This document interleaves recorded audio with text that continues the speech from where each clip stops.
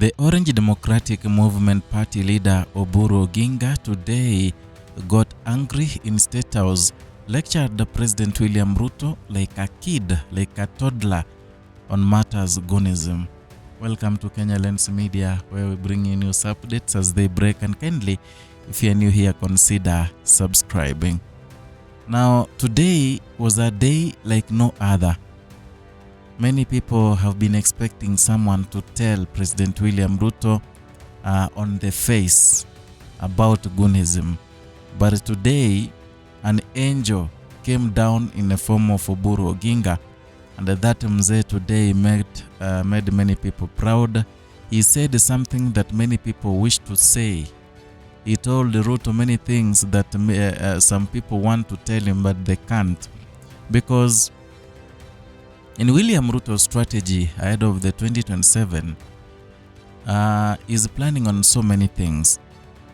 In 2022, he prioritized and also capitalized on churches, meeting pastors, meeting congregants, donating to the harambes in church, building churches. He really, capitalized so much on churches and religion. But come 2027, now things have changed, and he knows that he can never carry the Bible anymore. He can never sing in churches anymore. He's come up with another idea, another strategy to make sure the people of Kenya elect him, and that strategy is intimidation. So he's using all ways to intimidate people, to intimidate electorate, so that they can develop some spasms of fear, which can make them vote for him come 2027. It has been seen in recent years or at recent times in different functions where you see goons are being paid by the government of William Ruto. And these goons, they cause mayhem, they cause chaos, they beat up people. A good example is during Maandamano. And during Maandamano is like William Ruto and his administration, they are capitalizing on goons. They hire goons and they let them work with the police officers.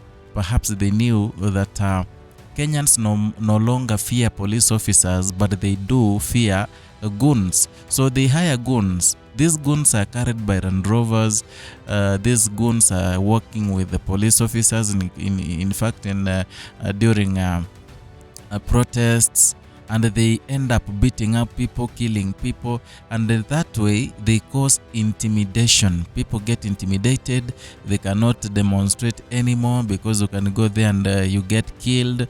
So much is happening. So William Ruto was capitalizing, or rather is capitalizing on goonism, and that is something that Aburu Ginga today looked at Ruto in the eye and lectured him, telling him that they should stop goonism.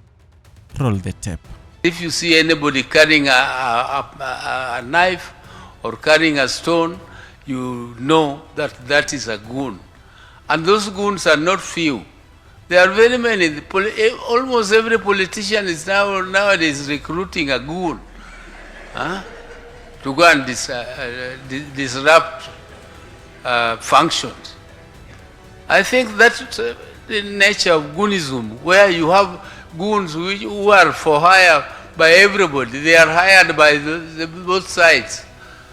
This one hires them today, tomorrow you go and hire them and you pay them and they come, and that's nature of goonism. We as leaders should take care. We must make sure that that culture is stopped completely from our country. This culture of goonism must go.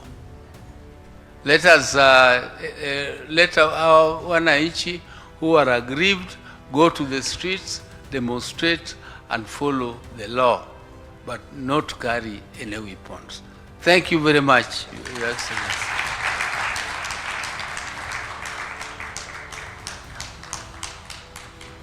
This mzee, he might be old, yeah. His age imeenda sana. But then whatever he said today made so much sense to many people, in as much as he tried to, divert from the fact that he was addressing President William Ruto, because he said that today almost every leader, every politician has his goons. He goes, hires goons, he goes to certain functions, they cause intimidation, they beat up people. Another politician hires the same goons, goes to a different function, disrupts the function, beat up people. And he warned against using goons in the country. In fact, he ordered the goonism to come to a halt. And there are many reasons why this is happening. And by the way, I was looking at Mzee Oburu Ginga, and I feel that the Mzee is getting exhausted each day. Leo alikuwa mnyonge sana. For those who watched that video, alikuwa mnyonge sana. And maybe is telling, wakati umezeeka umefika miaka fulani, you lose nothing. And Mzee right now is hellbent to do good to the public, to save the country Kenya. And that is why he told William Ruto on the face, telling him that goonism is gonna bring a lot of chaos in Kenya, is gonna bring a bad culture where people are being killed because of politics. Another thing, the reason why this is happening and why Oburu Ginga, and if you realize he was speaking with a lot of anger, it is because in a low land, this is where goonism is bred. You had the internal security cabinet secretary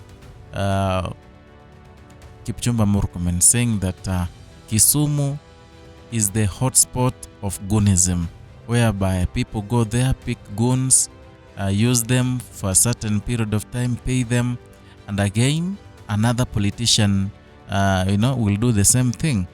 Oburu Ginga is really fearing about the community of the Luos. The Luo community is really fearing, and that is why he has said that this vice of using goons to disrupt events and functions should come to an end. Another thing, maandamano is coming so soon. People are gonna demonstrate so soon. And this demonstration, if the trend that was initially, let me say the trend that has been used by the government will be employed again, that means many people are gonna lose lives. And Oburu Ginga knows that.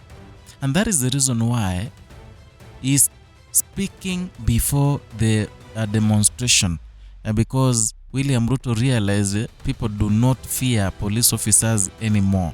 When he tried to bring the KDF officers, Kenya Defense Forces, he realized that even Gen Zs were TikToking with these defense officers because they don't beat people who are demonstrating for their rights. He realized that the only people he can use to maim people, to cut people, are the goons. And it's obvious. People fear goons because goons are people okay, they are protected by the government, of course, but wamejifunika, you cannot even do anything to them. So wanakupiga, at least the police officers, they may fear of losing their jobs, fear of being taken to jail and stuff. So Oburu Ginga wants to talk on behalf of many Kenyans.